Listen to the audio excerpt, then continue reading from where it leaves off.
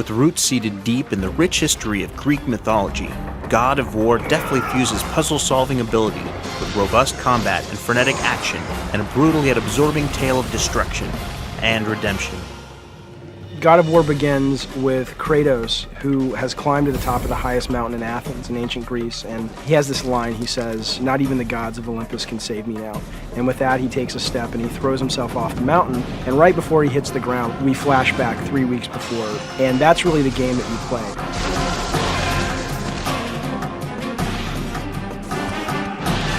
When bringing God of War to life, the development team went back to their childhoods, where their passion for storytelling and Greek myths began. Creative director Dave Jaffe came up to me and goes, "What do you think about Greek mythology?" I was immediately intrigued by it because there's a lot of monsters that everybody already knows who they are, and I wanted to play a game that I wanted to be able to rip Medusa's head off and turn people to stone, and I wanted to fight Cyclopses. When they said, "Hey, we're thinking about Greek mythology for God of War," I was like, yeah, let's definitely do that. It's something that's been a passion of mine for a long time, and I know a lot of other random Greek mythology tidbits and elements that have proved pretty useful during the development process. With such an incredible and revered history to draw from, the team was able to extrapolate their own unique anti-hero as timeless as anything Homer could have conjured up. Kratos was a warrior in the Spartan army, and there was this one battle, and Kratos is there. He's about to just get killed by the barbarian king, and he calls out to Ares, the god of war, and says, "Make me this great warrior, save my men, save me, and my soul is yours." And Ares gives Kratos these blades that are attached to these chains, and he's now bound to these blades called the Blades of Chaos forever. These chains are as menacing as the warrior wielding them, but they aren't the only way to effectively dispatch your enemies. Initially, they were kind of in the air about where they wanted to go with the look of the weapons. They didn't want it to be too fluid and too nice and too dainty, so they wanted it to be more brutal and more aggressive, but it's really difficult when he's swinging things around and not feel like a very choreographed fight scene. So we kind of found that middle ground. The combat system really comes to life when the player customizes their attack combos with a stunning variety of mythical weaponry.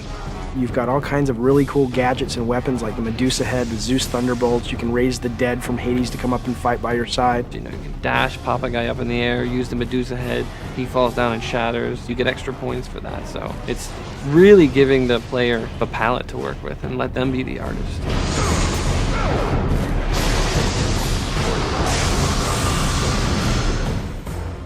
In its quest to appeal to slightly more mature gamers, God of War places a strategic emphasis on puzzles that require more thinking than most games of the action-adventure genre.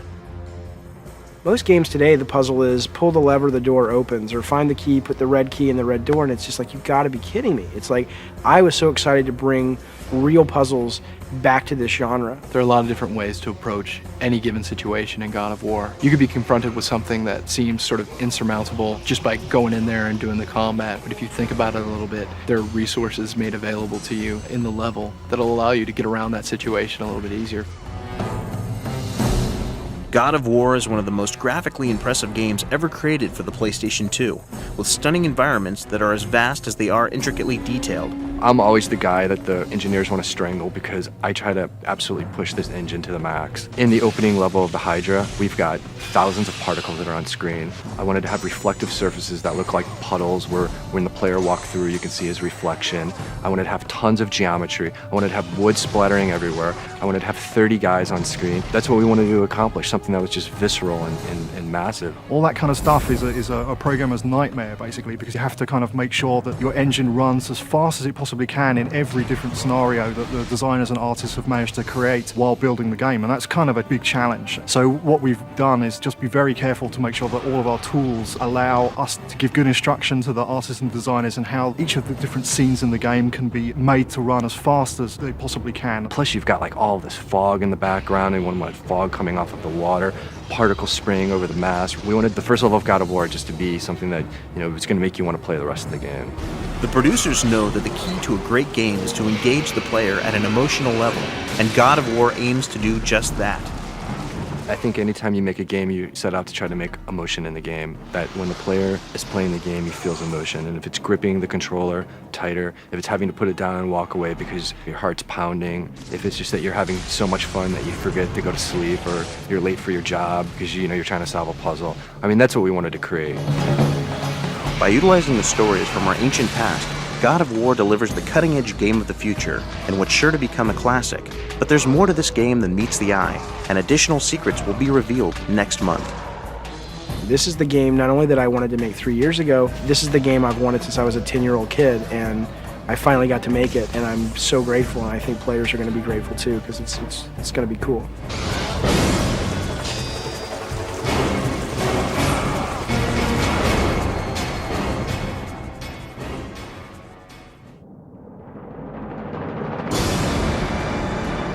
The gods of Olympus have abandoned me.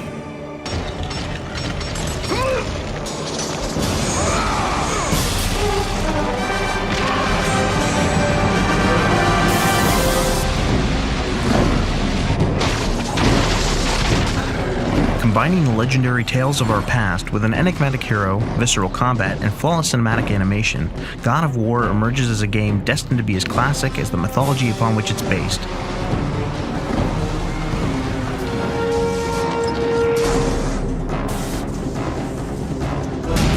When you first pick up the controller, you're instantly in the game and it's very easy to understand how to play. But the more you explore and the more you start to learn the combat system, the deeper it becomes. It really rewards you for trying out different things, finding out what your style of how you want to finish the game or beat this particular enemy is. To me, the system in God of War is much more organic. You can like, go into this like lightning bolt super move, and the guy's just getting rocked completely, and sort of chaining all those things together is something that hasn't come out in any games yet, but I think we really nailed it in God of War. In their quest to create some truly dynamic animation, the creative team found themselves experimenting with all sorts of innovative techniques to create the game's landmark visuals. That's the feeling we want to achieve, is that the controller kind of just melts away and you're just taking part in what's happening on screen. We work with a very talented group of animators.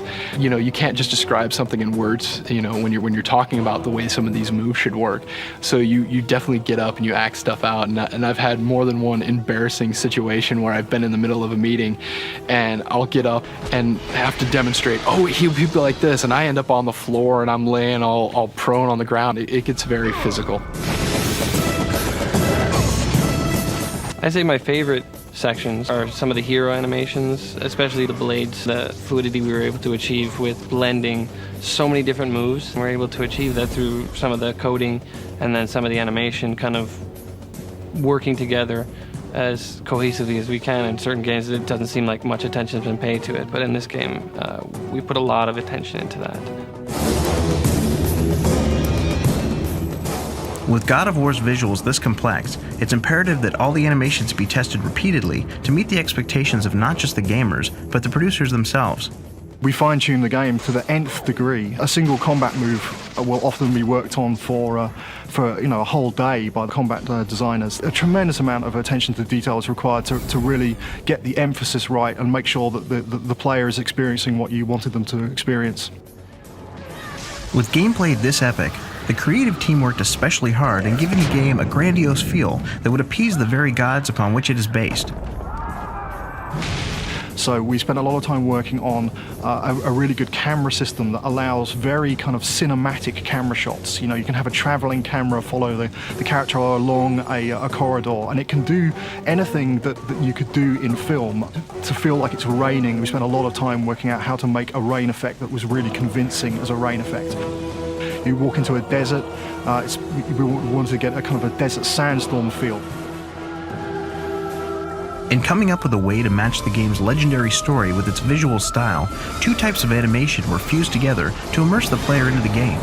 Well, we've explored the idea of a new visual for what we call the cinematics, which is the in-game movies for this story. Images become 2D instead of the traditional 3D, but then they transition back to 3D and start moving around, and they transition back to 2D. When you first see the camera just kind of zoom through these 2D plates, almost like you're moving through a photograph. Once the camera focuses on a character or a certain thing that's going on, that's when it just all of a sudden pops into 3D. And the idea is that these are all memories of Kratos. They're all flashbacks, and it's told so it's instantly identifiable by the audience that things are hazy, it's It's clear, you can tell what's going on, but it's that dreamlike feel that we wanted to get across, that these memories are forced on him. He doesn't want to remember, but they're forced on him. Just as the tales of ancient Greece have resonated throughout time, God of War concludes with an ending that's sure to have gamers talking through the ages and possibly paving the way for stories into the future. Kratos, before you reach Athens, there is a task you must complete. God of War is our attempt to really elevate the action-adventure genre to the next level. We wanted to bring combat, exploration, navigation, puzzle solving, all of sort of the classic elements of the genre, but we wanted to bring those to players in a fresh way, in a way that they haven't really seen before. If we're successful, which I think we will be, we'll get to tell stories about Kratos for a long time. You will need the power of the gods. Take this weapon, Kratos. Take this power and use it to defeat your enemies. The gods sent me to destroy you.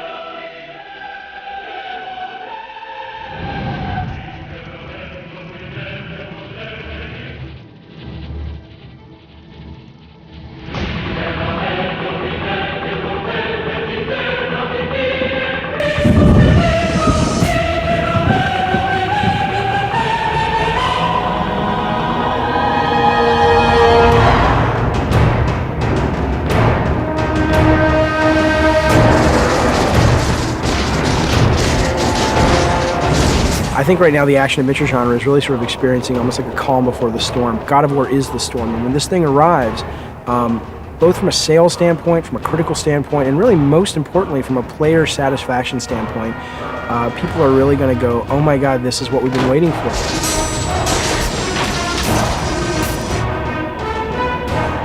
We've had 3 years working on this project. The artists and designers have spent their time making everything look absolutely exceptional. It's a big game, big team, big budget. We're, really trying to find that AAA title and a new franchise.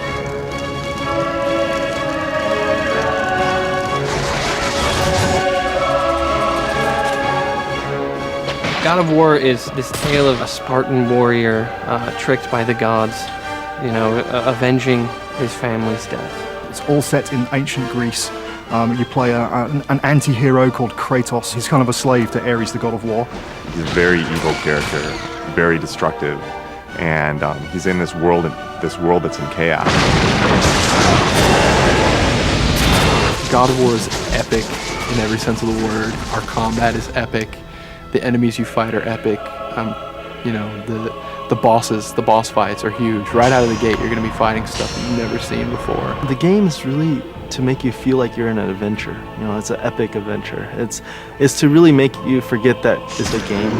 That's really what the whole goal is. Our combat is fluid, it's dynamic, you can link moves together in any way you want to. And that is something that we've paid a lot of attention to in God of War, is trying to make sure that the movement, in addition to being really, really cool, had a natural flow to it.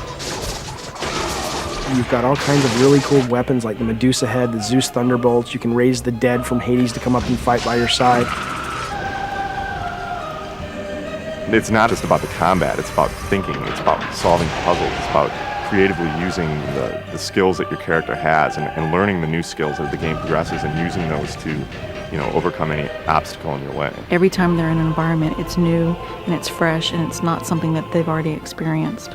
You just feel like, wow, this is a different kind of world. You're traveling into the actual art. It's a really neat experience. You're just thrown into a completely different reality. When you play all of these elements and they're seamlessly integrated with each other, you really are going to get lost in the world of God of War.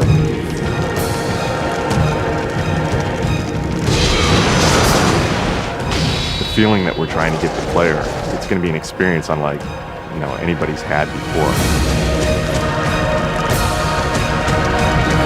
The thing that makes God of War really special and really exceptional is that we are providing the player a true adventure. We're giving gamers the whole package. We are giving them the ability to be the star of this great epic quest. And when the back of the game box says you're going to go on this adventure, God of War is really going to send you there. There's a hunger, there's a desire for this genre, and we think we're doing it right now better than anybody. So at the very least, play a demo, give it to somebody that really knows games or even doesn't know games, and see if they like it. And if they do, please, get behind us and help us get this game out to people, because obviously we're kind of screwed if you guys don't like it, so I hope you do.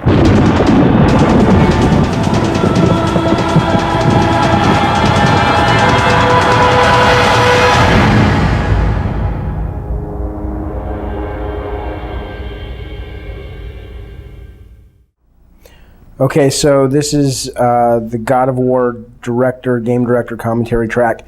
I'll say this to start with. I'm a little wary to do commentary tracks just because I've seen some game companies do them, and they always seem a little pretentious and presumptuous just because it's like, I don't know, we're not a movie, we're a game, and maybe this doesn't apply, but we figured we'd give it a shot and see if it works. So. Obviously, this is the opening of the game. This is Linda Hunt doing the narration.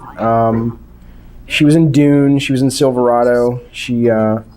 I think her voice is awesome, and I wanted her from the very beginning of this game to do the voice because I definitely thought, she really kind of gives this kind of nobility to the narration, and it really felt like a Greek myth kind of being retold.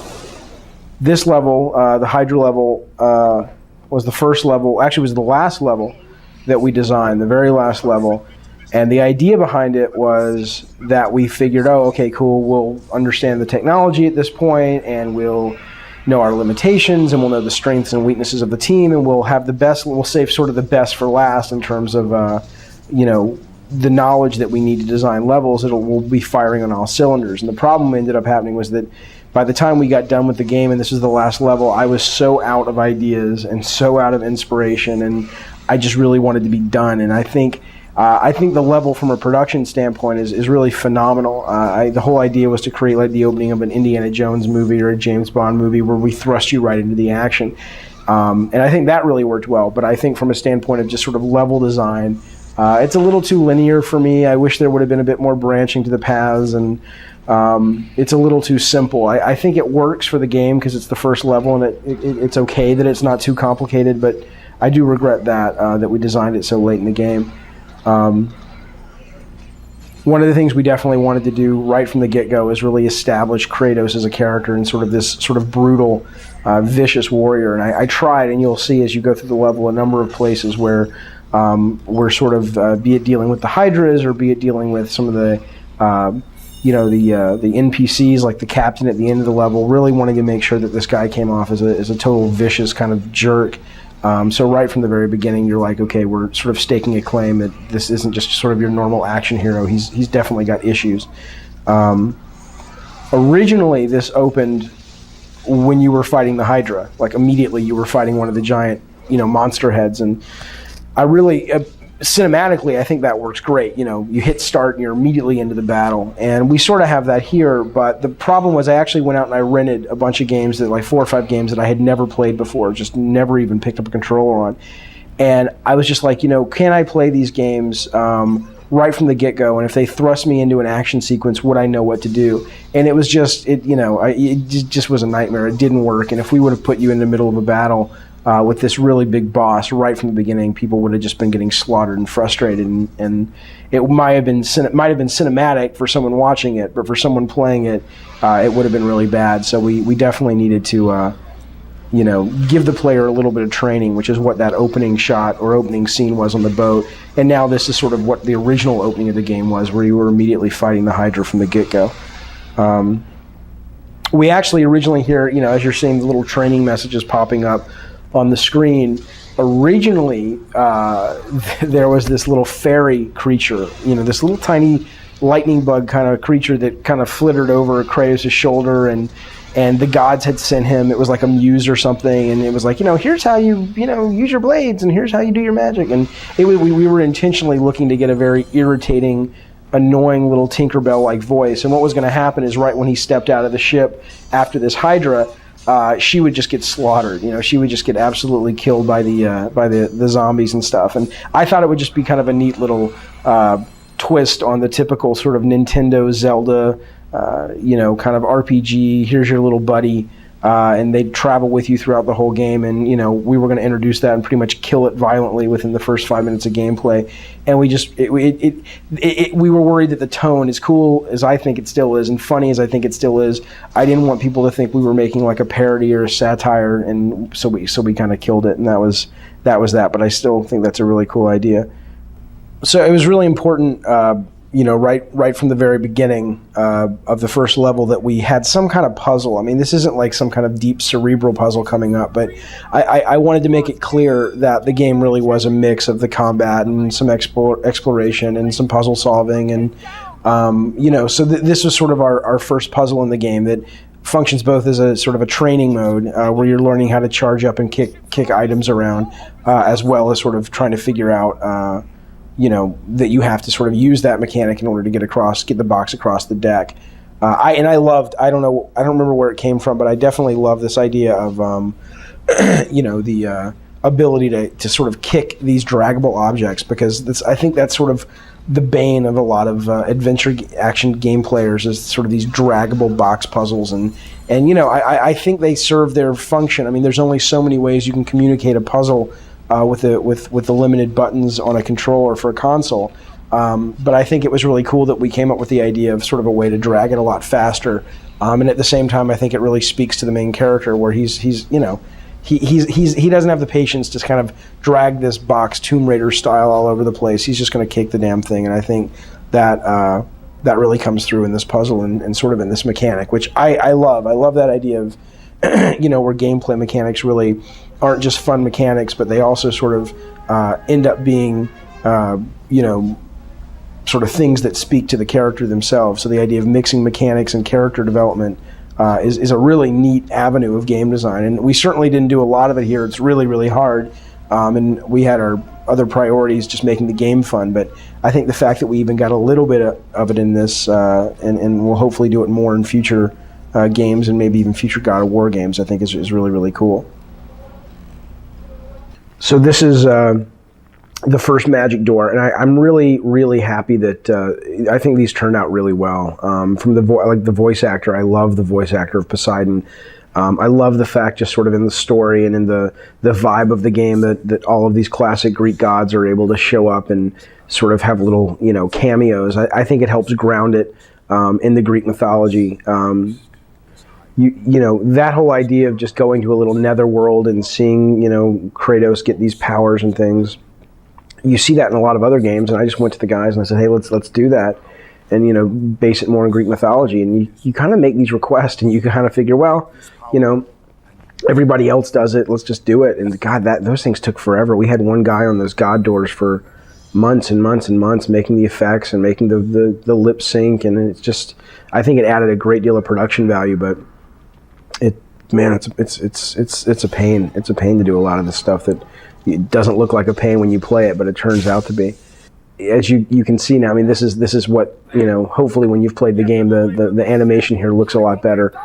This is, these are animatics, or a little bit further than animatics, just that we use to sort of test the ideas out and get the pacing and get the shot. So it's kind of cool that you kind of get to see the progression, because, I mean, these movies started with little block rig characters, and it progressed to this, and then finally what's in the game. And it takes a lot of imagination to, remind yourself that, or to envision what it's really going to look like, because you see this kind of stuff for months on end, and you're just like, oh man, this game's never going to come together. And then one day, the file comes in from the animator and everything's done, and you're like, oh my God, it feels real. It feels like a real game. So that's really, really cool. So this is the first boss battle. Even when we took this out on the press tour a couple of weeks ago, they were like, man, some of the magazines and websites were like, do you think it, obviously, as you can see, this is really early. We've got the boss bars and bugs everywhere, but you get the idea. But they were like, do you think it makes sense to open the first level with all of this sort of crazy fighting and bosses and stuff from the first level? And I don't know. I think, the plan is to tune it in such a way that beginner players are going to be able to get through it, but they're still going to get a real sort of adrenaline rush out of it. This idea, the whole, Hydra battle, was again designed wanting the player to get the sense that the game wasn't just pure hack and slash, but there was some thinking involved and there were some puzzles involved. And I really like this idea of, these guys not letting you up the mast and you needing to sort of explore the environment to figure out that you're going to have to pin them down to the deck with these giant anchors in order to progress. And the idea that right off the bat, the first level of the game, that we're really setting up for the player that, you can't just whack your way through this game. There are some sections, of course, where you can, but there's more to that, and there's more to it than that. And so I think this is a really cool boss battle, at least the beginning of the boss battle.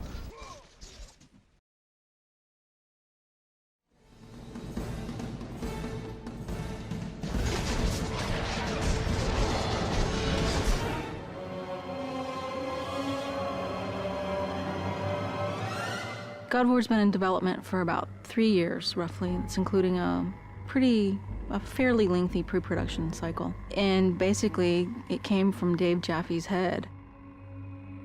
There were so many ready-made play mechanics and gameplay mechanics in the Greek myths already that it was just like Medusa's head and Zeus's thunderbolts and battling Cyclopses, and that mixed with just my love of the material was like, okay, this is what we got to do. We got to do this game. Dave Jaffe came up to me and goes, "What do you think about Greek mythology?" I was immediately intrigued by it. When they said, "Hey, we're thinking about Greek mythology for God of War," I was like, "Yeah, let's definitely do that." The creative director of the game, Dave Jaffe, definitely comes up with a lot of this kind of stuff, and he, likes to involve the team in the design. So he comes up with ideas. We sit around. He comes around, asks us his famous 1 to 10. What do you think about this idea? God of War is our attempt to really elevate the action-adventure genre to the next level. We wanted to bring combat, exploration, navigation, puzzle solving, all of sort of the classic elements of the genre, but we wanted to bring those to players in a fresh way, in a way that they haven't really seen before, and also at a scope and at a level and sort of this epic feel that they haven't really gotten before in a game. That's the whole idea behind God of War, is it's not just a game, it's an adventure like a movie.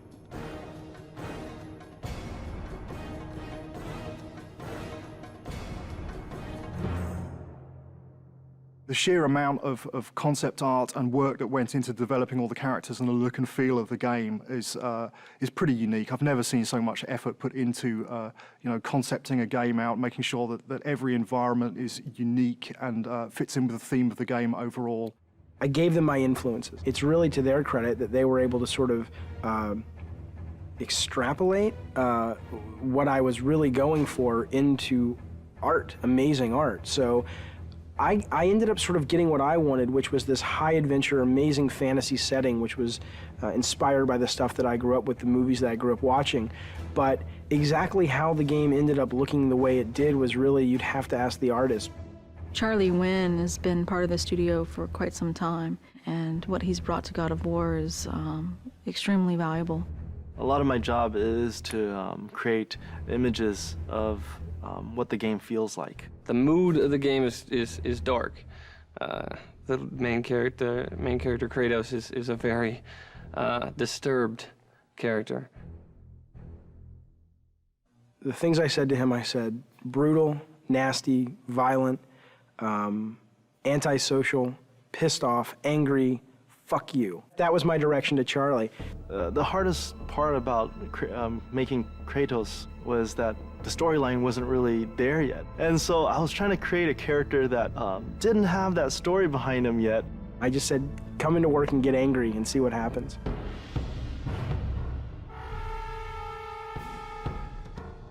What they came back with was their versions of anger and the things that they were mad at and the things that, it was really kind of neat because you got to look at the concept art and kind of see how everybody dealt with anger and madness and chaos. The solution was to sort of start stripping away everything. Every time we took away a piece of armor, every time we took away a helmet, a shield, we started seeing more of this animalistic side to this character. Once we got that, it was just an issue of whittling it down, from those 15 images, all of which felt the most brutal, and said, out of all these 15, that's the one.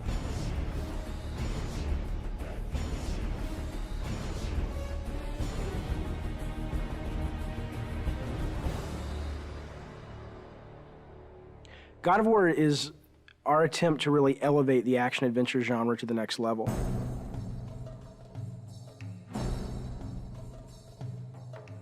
We're trying to do so much right now. I mean, we want to bring this, this experience to people, and we want it to be realistic. In order to do that, we have to push the PlayStation 2 as far as it possibly can go. We use a well-known art package called Maya to do almost everything in our game. When we first started the game, it was how do you create beautiful, lush environments that are high polygon count, high texture detailed, beautiful lighting, and just consistent through the game. Technologically, 4 or 5 years into a console, most of the big problems have been solved. So it's just a question of doing it better than everyone else.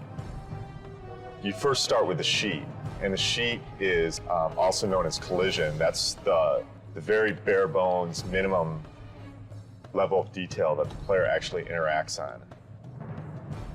Any of these walls that the player can't go beyond. So this is the confines of the level. This is what you're actually playing in, but that's not what you see. That's what the game's running in the background. If I turn the sheet off, now you can see there's actual artwork associated with that.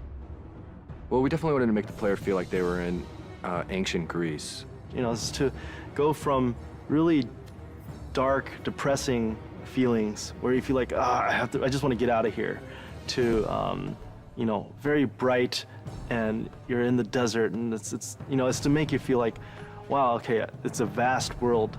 It's really big world out there. God of War is it's gonna look real, but it's also gonna have a take to it, like a little bit of a fantasy twist, over the top, like blood and guts. I don't think that there's any other PlayStation game that achieves that's out there.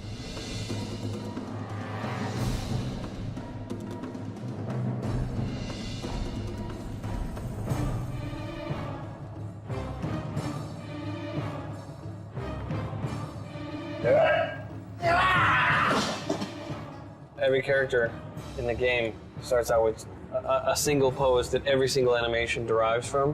When I'm starting to move like this, bring in the base pose, and then kind of just start to block a few things out.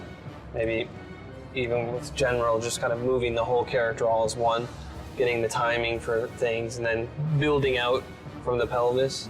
So get the pelvis motion right, then get the chest involved with the pelvis, and maybe start doing the arms, come back with the legs, and then finish with the head and the fingers. So sort of whittling down until I get to that final look. The original vision, I think, what we wanted was very, very brutal. It's funny because we were like, let's go find some fight scenes in movies, and that's how we want this guy to move, and that's how nasty we want him to be. And it's weird because when we thought we'd find all these great movies, movie fights are really kind of tame when you think about it. And we actually ended up with only 2 or 3 movies that really obscure films too, that really, when you saw it, you were like, oh my God, that is just some nasty stuff.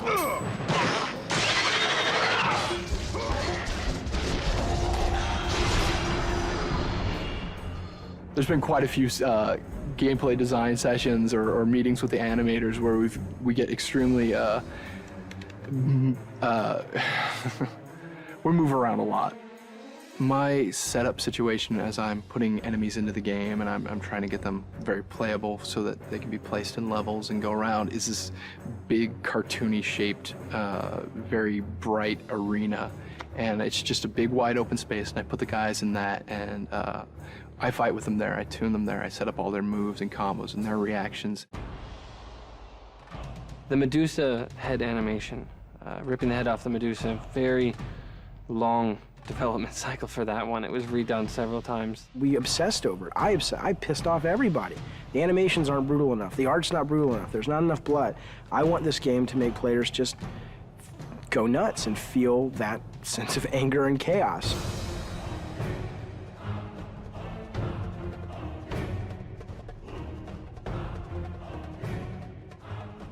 We're really, really hammering the quality and trying to get it to be as top-notch as we can get it. There are several other games out there that I would consider that are kind of the top tier in animation, and we're trying to either meet or exceed what they do. People are going to go, oh my God, this is what action-adventure games have supposed to have been since the very beginning.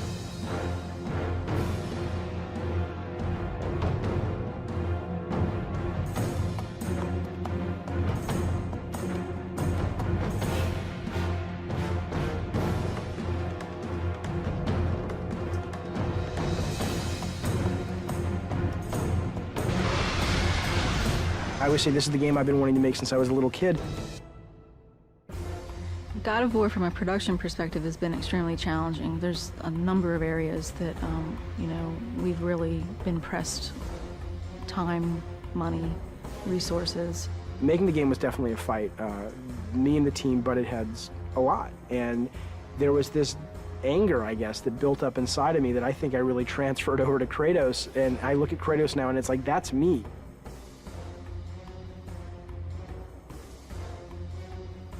I think we verbally abuse each other multiple times during the day.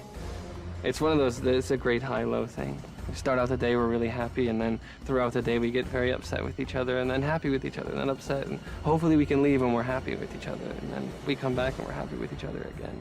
I'm always the guy that the engineers want to strangle because I try to absolutely push this engine to the max. We've wanted to strangle each other at least once a week. The prospect of beating the shit out of other workers has occasionally arisen. We have not actually had any fist fights on the game yet. No, fist fights certainly aren't allowed in a professional environment. If we're going to get into a physical fight, it's going to happen in the next 3 months. We're going into the most stressful time of making a game, which is the alpha-beta process. Alpha. Alpha. Alpha. Alpha, baby. Alpha. So we're an hour from alpha. Nothing's tuned and nothing's finished. What I am is tired. Tired. Tired and more tired? This is what alpha is, right? All the pieces are there, but it doesn't play right yet, and it doesn't feel right yet, and... There are a couple of big bugs that people are working on. If we don't get them by 7, then we'll get them done by 8 or 9 or 10.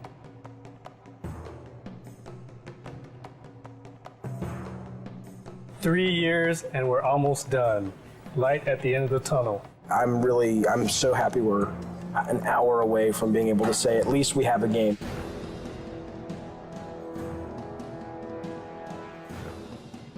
Playtesting is fantastically important, and this is the first game that we've really gone to town on the playtesting while the game has been in development.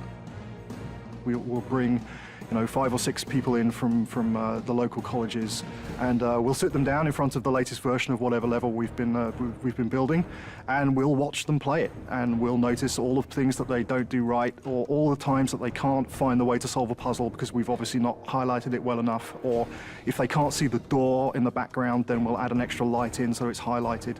It's really kind of like making it's like making a movie. At the beginning of the project, we decided we were going to build a playtesting room in our office, and that has proved to be a very good decision. There's our huge PlayStation booth. So good to be one of the big titles this year, so hopefully it'll get some attention that we think it deserves.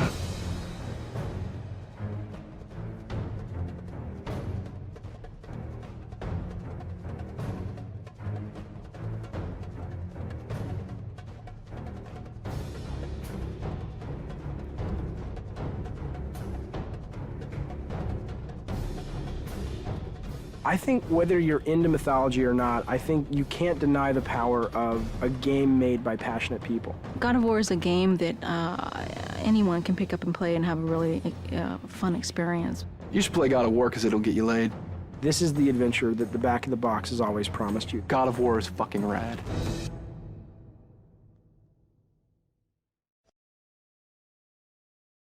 This is our sort of batch of things that you didn't get to see that some of them I'm glad you didn't, and some of them I wish you would have, time permitting, but it wasn't, so here we go.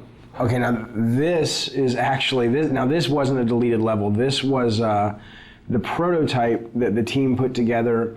I don't even know what the date on this is, but 3 years ago, and it was really just to get the basic mechanics, not even tuned or anything, but you could run, you could swim, you could swing, and if you look at this level a little bit, you'll see we certainly didn't reuse any of the main art, but you'll see kind of like that shot there is sort of the precursor to some of the shots we have in the game, the rope swinging mechanic. And a lot of this, so you'll recognize if you've played the game and remembered the game, You'll recognize some of the level when you pull into Athens at first. This bottom section is based on that.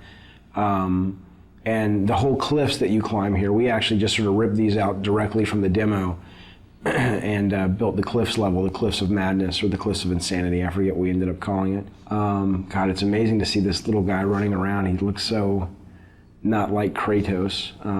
That guy there was the original Cyclops who's dying, who just never really looked like a Cyclops. He just looked like a big guy with a stick. And then this was the room, the only room that we built that was like the final room, and everything else was kind of rough. And I remember seeing this and going, everybody saw this and said, man, this looks awesome. And then we were like, yeah, but how in the hell are we going to get, all the levels in the game looking as good as that? And I don't know if we ended up getting them all looking as good as that, but I think we came a lot closer than I thought we would. This level's pretty cool. This was our test level for the Icarus wing. So when Icarus and Daedalus, the Icarus story where he flew too close to the sun with the wings that he had made, and the wax melted and he fell to his death. That was sort of the inspiration for the mechanic. And I still love this. I absolutely wish this had made it into the game. We just, it really came down to time and going, let's focus, let's get our fighting really good, and let's get our platforming better, and let's get our puzzles working, and maybe we can come back to this. And as is often the case, you just never have the chance to. So I'd love to see something like this, in future God of War titles, because I think it's a great, it's just fun. I mean, it's fun to fly around. And what was cool about this is it wasn't just a flying level. It was, you could land and you could walk around, and it was a seamless experience versus, now it's time for the flying level. So that was pretty cool. Yeah, I look at this now and I'm like, damn, we should have gotten that in. It would have been awesome. These were the original Harpies. They were a lot bigger.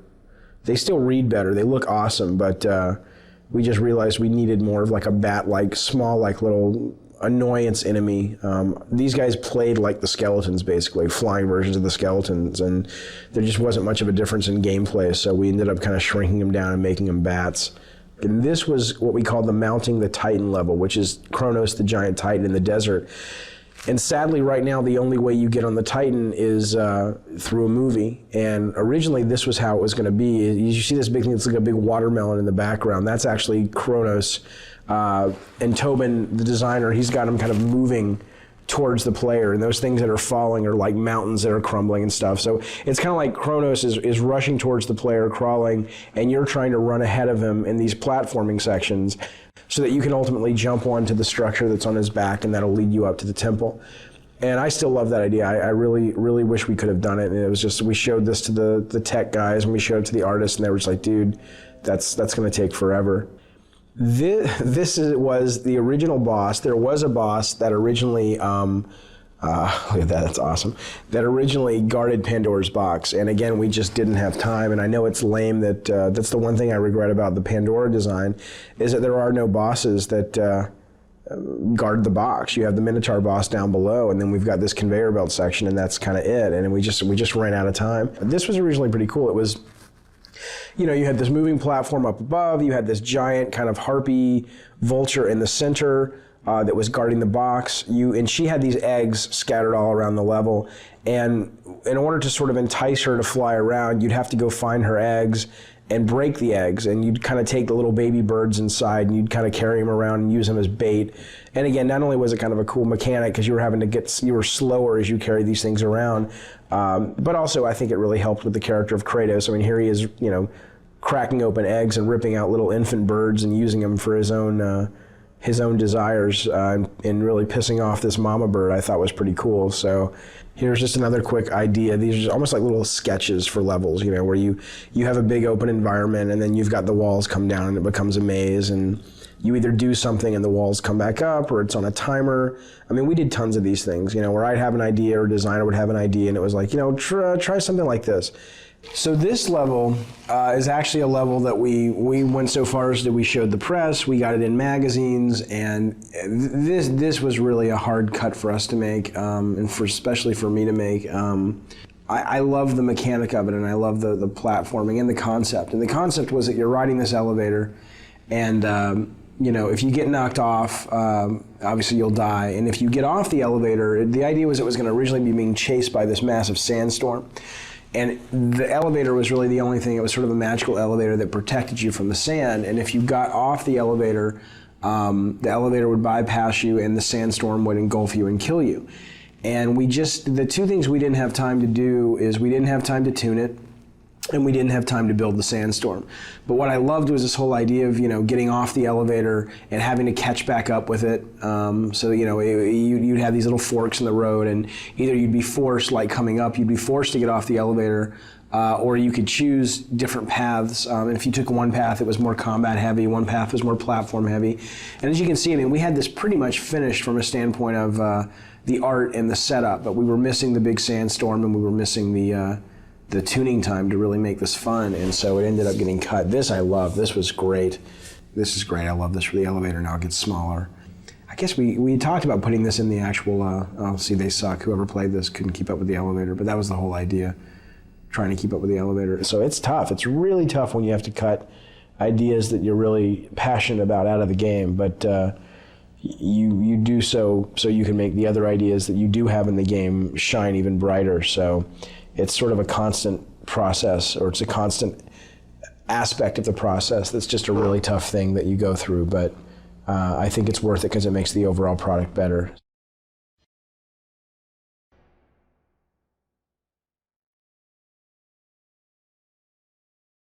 Some of the earlier characters that had been played around with, some of them again just didn't feel right for the time period. Some of them either felt overdressed or felt too fantasy. A lot of the concepts too got very detailed. There were lots of flowing things, and there was lots of hair, and there was lots of things that if we had to just model it, it probably would have been a little bit tougher to pull it off.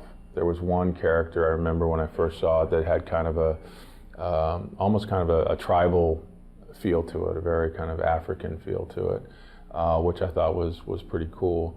Didn't say Greek, but at the same time when I looked at that, I thought that would be a pretty cool character to work with. We went through images of the lone wolf kind of characters where you might have a hero with a little baby or a dog on his back. So just to kind of give something different, about the character and something that you can kind of relate to. One of the original concepts behind the hero for God of War was to come up with a guy who was, his whole face was encased in a mask, and we thought that going with a mask would be, being able to paint his face in broader strokes so that when you were playing the game, he still had a lot of personality and you could still sort of read that when you saw the mask. But when we actually got it in the game, it ended up feeling very soulless, and it didn't feel like the guy had a personality. That was always one of the big elements that we were dealing with. And it was difficult because, we would often hear, "It's not Greek enough," and we're like, "What does that mean?" I'm using a actual, sometimes because we'd take it right from a Greek, some Greek sources, and it's very Greek. But I think what we really started seeing was, okay, no, it's not. It's not Greek enough according to what the general public knows, and that's kind of what we had to go towards. These are again very traditional. Some of these were very traditional kind of Greek images, and again, the more traditional it got, the more armor we put on him, the more he lost his individualism. Every time we put something on, Dave felt like, he doesn't look brutal anymore, and we started realizing brutal also kind of related to the primal part of him, and so we did spend a lot of time going through that, but in the end we ended up still taking his clothes off, and that's what we went with. So when I first saw this from Charlie, it was the first time that I really saw the brutal nature and the violent nature and the sort of the animalistic quality that would really become the foundation for Kratos. And I think starting to see these images was just like sort of confirmation that this idea could really work, and instead of giving him a traditional sword, going with these sort of chain blades was going to be much more dynamic and fluid and really fun to play with. The main goal for the character in the game was always to create someone that looked really brutal and really nasty and really violent. Instead of sort of going down the traditional route of a iconic Greek hero with the plume helmet and the the skirt and the toga and the sandals. We wanted someone who really made the player feel like he was being able to unleash his dark side. So the idea was always, how can we make him look more brutal? How can we make him look more violent and impulsive and nasty? And that desire always superseded sort of historical accuracy. So while you look at this guy and he may not totally feel at home in ancient Greece from a costume standpoint, I think he achieves the greater purpose, which is to give players a character that they can play who really does let them just go nuts and unleash the nasty fantasies they have in their head.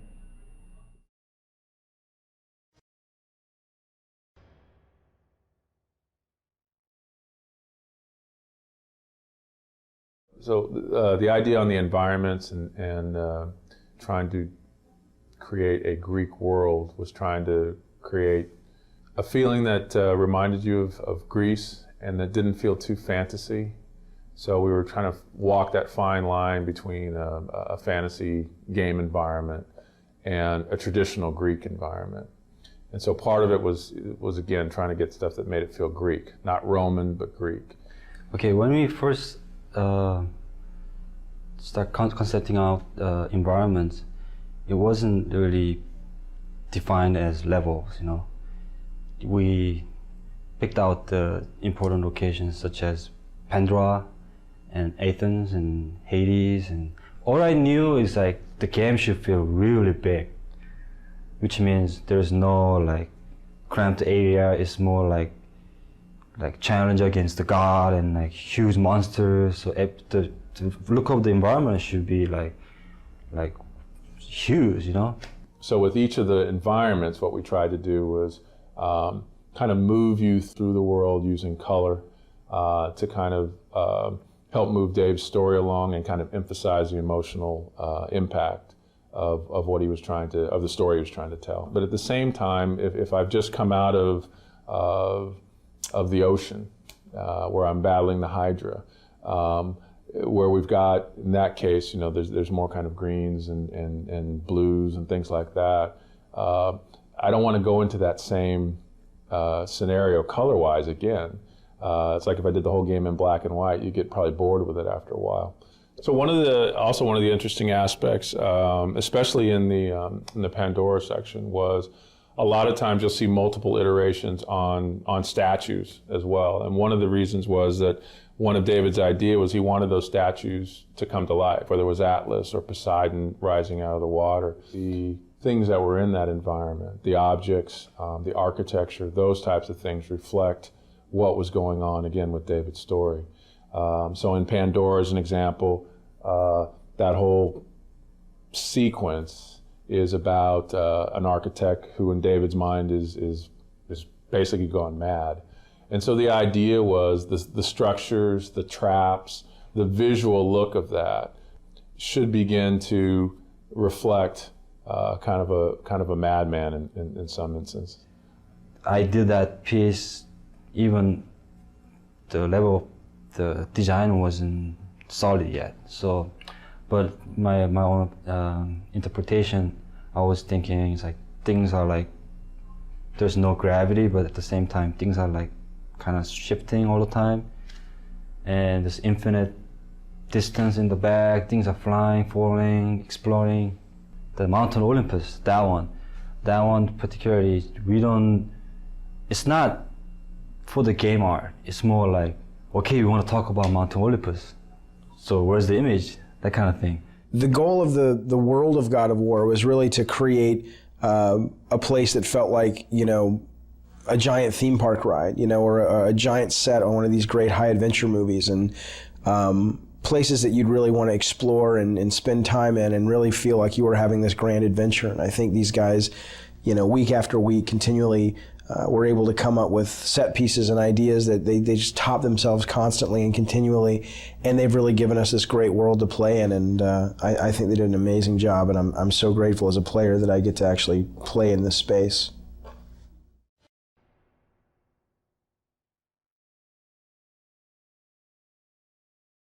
When it came to the characters and monsters and creatures that our hero is going to encounter, we're dealing with characters and creatures that everybody is familiar with. Medusa's, Cyclops, centaurs, minotaurs. One of the things that we had to do with all the characters, and I think you'll see this as you look through the concept art, one of the things that was very important to me was that when somebody looked at any of our characters, that they knew what they were. So what we could do basically there, as long as the character was down on all fours and I had 3 heads, you probably would accept that character as a Cerberus. Whether it was a werewolf, whether it was a dinosaur, you know, again, you would still accept that in our world and what we were doing in terms of building the mythology we were building, you would accept that.